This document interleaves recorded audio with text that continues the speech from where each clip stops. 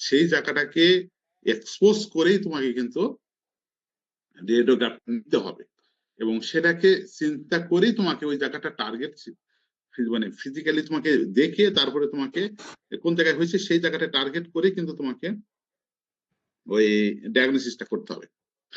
আরেকটা হলো determining the image quality, the proper alignment of the body part, exposure, adequate contrast and brightness। যেমন তোমাকে ইমেজটা ভালো করে, যদি ইমেজটা ভালো না হয় তাহলে কিন্তু ডায়াগনোসিস করা যাবে না। সেক্ষেত্রে ইমেজ কোয়ালিটি খুবই গুরুত্বপূর্ণ। ইমেজটা দেখবা যে তোমরা যারা রেডিওলজিস্ট তারা কিন্তু একটা স্ক্রিন রাখে, ওর উপরে রাখে, তার মানে অথবা আলোর এগনেস্টে দেখে ওরা দেখার চেষ্টা করে নেগেটিভের মতো একটা, কারণ ওটা তো ফিল্মটা বলতে একটা নেগেটিভ, এটা তুমি দেখে বোঝার জন্য। এই জন্য তোমাকে এক্সপোজার দেখতে হবে। তারপর artefacts, the foreign object blood, মানে কোনো অনেক সময় যেটা হয় কি যে তুমি নিয়েছো মানে ইমেজটা হইতে পারে, এমন হইতে পারে যে ইমেজটা নেওয়ার সময় একটু স্লাইটলি মুভমেন্ট হয়, এরকম কিন্তু হয়, নেওয়ার সময় বোঝা যায় না, পরে দেখা গেল ইমেজ দেখে মনে হলো একটু মুভমেন্ট হয়ে গেছে, একটু নড়াচড়া করছে, সেটাকে আর্টিফ্যাক্ট। এই ধরনের কোনো যদি কিছু হয় সেটা তোমাকে কারেকশন করে নিতে হবে, ওটা বুঝে নিতে হবে যে এটা কোনো ওরকম কোনো প্রবলেম আছে কিনা। এদের সবই ইন্টারপ্রিটেশনেরই গুরুত্ব মানে ধাপ। তারপরে অ্যানালাইসিস কিভাবে, সিস্টেমিক অ্যাপ্রোচ টু অ্যানালাইসিস। এখানে ABCDEFGH একটা মেথড আছে, সেখানে এই মেথডে যেটা হয় যে মনে করি এতে অ্যালাইনমেন্ট বোঝানো হয়েছে, তো বলেন অ্যালাইনমেন্ট বা জয়েন্ট অ্যালাইনমেন্ট এটা কেমনে আছে, সেটা কোথায় কিভাবে থাকে সেটি। বিতে বনের যেখানে আমরা এটা প্রথমে যেটা বলছে বোনের assessment, assess the bone alignment, অর্থাৎ বোনটা কিভাবে কোন কোন পজিশনে থাকার কথা সেটা। আর এখানে বিতে বোন বোঝাচ্ছে যে ফ্র্যাকচার, বনি ডেন্সিটি চেঞ্জেস, এখানে বোনের কোন ধরনের চেঞ্জ আসছে কিনা সেটা তুমি খেয়াল করবা।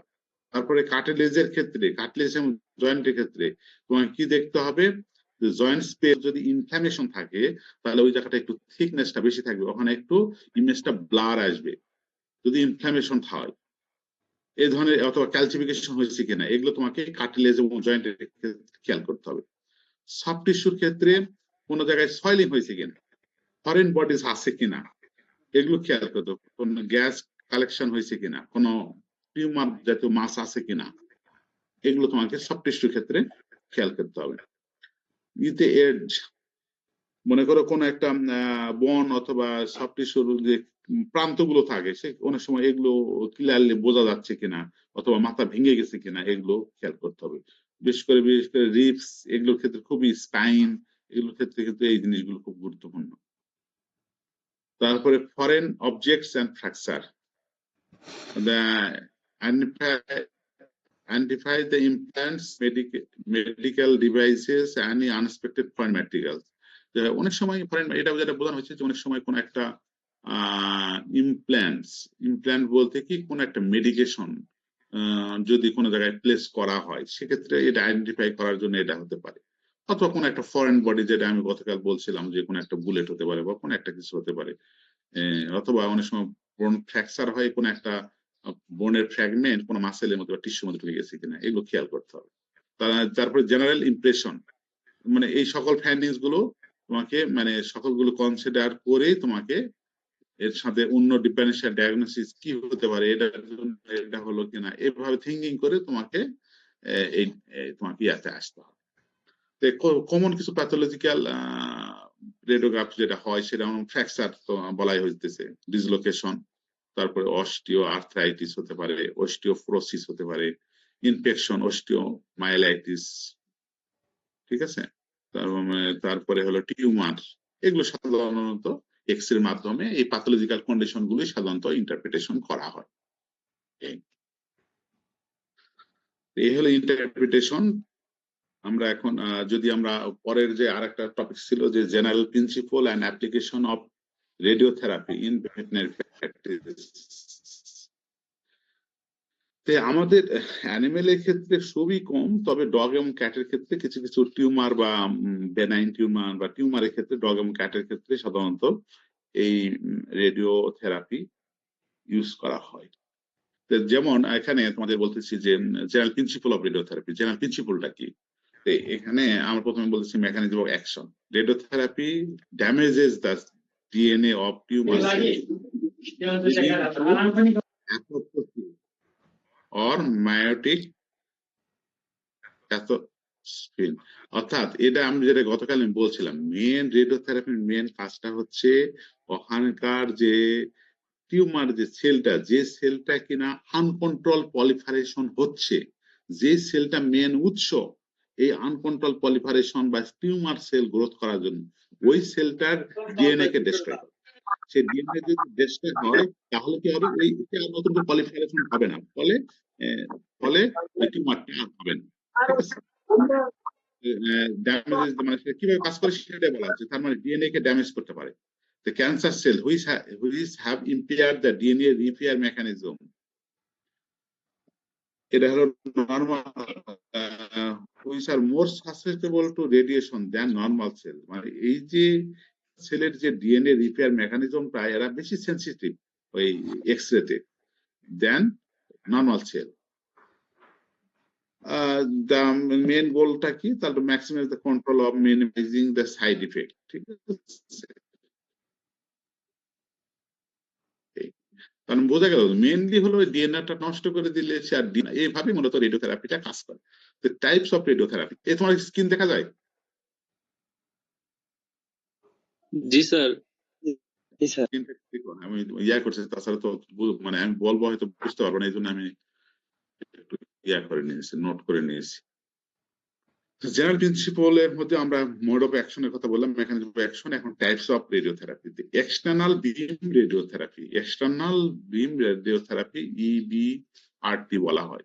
এক্ষেত্রে হাই এনার্জি এক্স রে আর ইলেকট্রনস, ওই যে লিনিয়ার এক্সেলারেটর থেকে তৈরি হয়, কোন যদি এক্স রে মেশিন দেখো সেটা ক্ষেত্রে বুঝতে সুবিধা হবে। সেই যে বিমটা এটা ডাইরেক্টলি কি করা হয়, এক্সটার্নাল বিম রেডিওথেরাপি মানে সরাসরি এক্সটার্নাল বিম যেটা এক্স রে ইলেকট্রনস সেটা ইউজ করা হয়। The multiple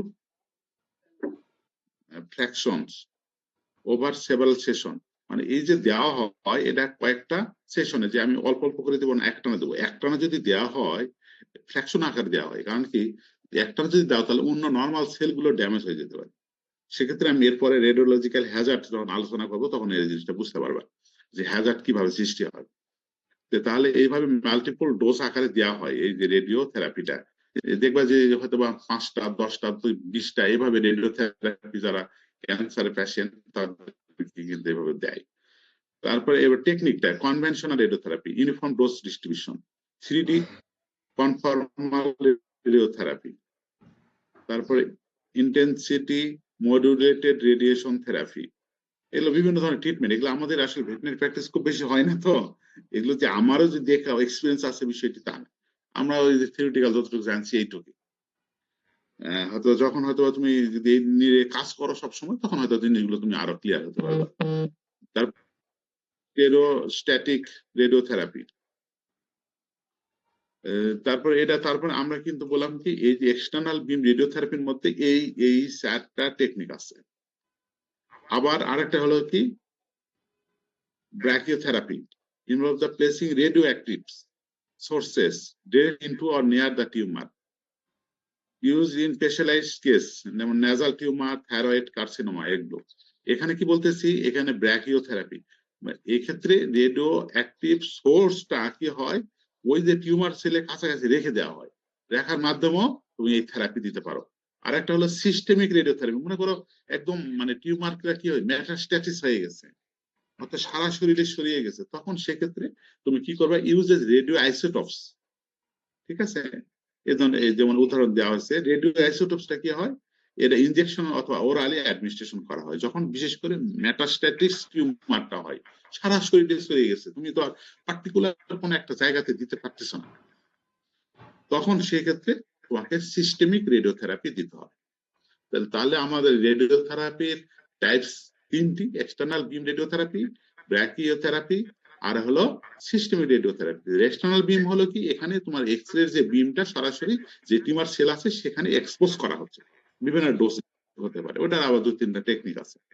আর একটা ব্র্যাকিওথেরাপিটা হচ্ছে কি, এটা কি তুমি যেখানে টিউমারটা হইতেছে সেখানে আমি ওই রেডিও অ্যাক্টিভ সোর্সটা আমি দিয়ে রেখে দিলাম, দিয়ে তুমি এই ট্রিটমেন্ট করলাম। আর একটা হলো সিস্টেমিক, এটা ইনজেকশন অথবা খাওয়ার মাধ্যমে তুমি ইনজেকশন বা অথবা খাওয়ার মাধ্যমে যদি অ্যাডমিনিস্ট্রেশন করো, শরীরে মানে প্রবেশ করাও বা খাওয়াও, তখন সেটার ক্ষেত্রে এটা কাজ করবে, অর্থাৎ বিশেষ করে মেটাস্ট্যাটিস টিউমারের ক্ষেত্রে।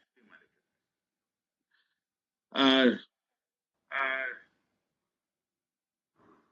এখন ডোজ আবার ফ্র্যাকশন, এই ডোজ এবং ফ্র্যাকশন এটা হলো কিউরেটিভ প্রোটোকলস। একটা হলো যে তুমি মানে কিউরেশন মানে অর্থাৎ মানে ভালো হওয়ার জন্য, অর্থাৎ প্যালিয়েটিভ প্রোটোকলস, হাইপোফ্র্যাকশনাল প্রোটোকল।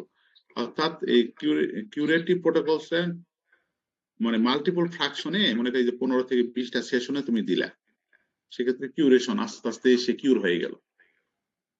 তারপরে palliative protocols, lower dose over fewer session to relieve symptoms, মানে আস্তে আস্তে মানে অল্প অল্প করে ডোজ দিয়ে দিয়ে তুমি যেটা করতে। Fever larger dose open use for palliative care, মানে এই ক্ষেত্রে আরো কম পরিমাণে দিতেছ, দিয়ে আস্তে আস্তে দিতেছে।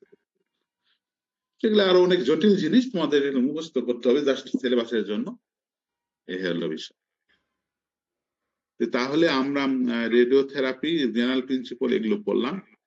এখন application of radiotherapy in veterinary practice, ওটা আমরা ওভারঅল পড়লাম। এখন ভেটেরিনারি প্র্যাকটিসের ক্ষেত্রে অ্যাপ্লিকেশন কি কি হতে পারে। ইন্ডিকেশন ফর রেডিওথেরাপি, ইন্ডিকেশন যেটা আমরা অলরেডি আলোচনা করেছি, ম্যালিগন্যান্ট টিউমার হতে পারে, বেনাইন টিউমার হতে পারে, কন্ডিশন হতে পারে। কারণ আমরা জানি এগুলো ক্যান্সার সেলের জন্য ব্যবহার করা হয়। তার মানে প্রথমে বল টিউমার তো আমরা জানি দুই ধরনের, একটা ম্যালিগন্যান্ট টিউমার আর একটা বেনাইন। ঠিক আছে, বেনাইন মানে কি ছোট ছোট থাকে, আর ম্যালিগন্যান্ট মানে বড় আকারে থাকে। তো এখানে বেশ কিছু নাম উদাহরণ দেওয়া আছে কি ধরনের টিউমার, সেক্ষেত্রে কিভাবে ইউজ করা হয়, এই ধরনের টিউমারের ক্ষেত্রে আমরা মানে আমরা ব্যবহার করতে পারি। Role of radiotherapy in cancer management, একটা হলো definitive therapy used alone or with surgery or chemotherapy to eradicate tumors. তো তুমি কি করলা, তুমি ডিফিনিটিভ থেরাপিটা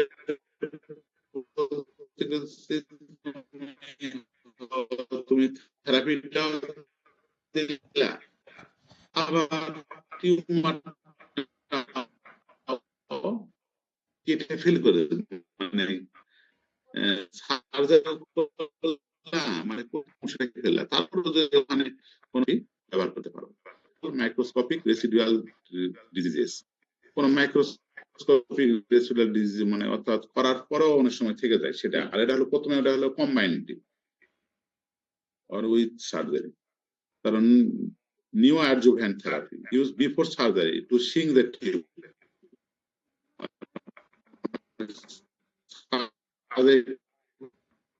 আগে টিউমারটাকে সত্যি। তার palliative therapy alleviates pain and quality of life, যা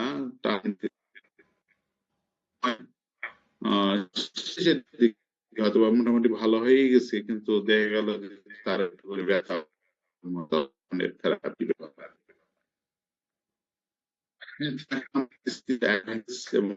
লিমিটেশন, এটা আমরা করলে কি সুবিধা অসুবিধা আছে।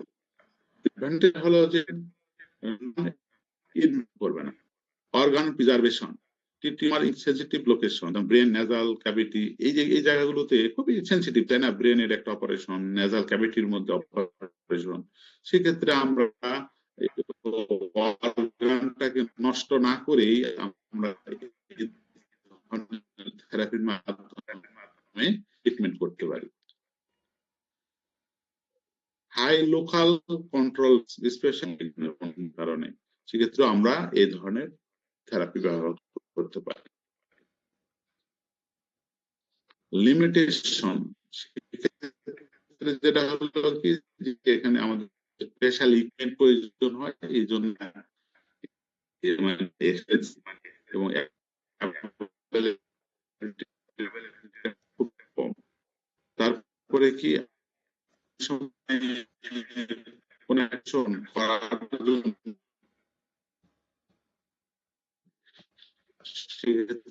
সঠিক জায়গাটা ফোকাস করার জন্য আমাদের কিন্তু অ্যানিমেলটাকে অ্যানেস্থেসিয়া করতে হতে পারে।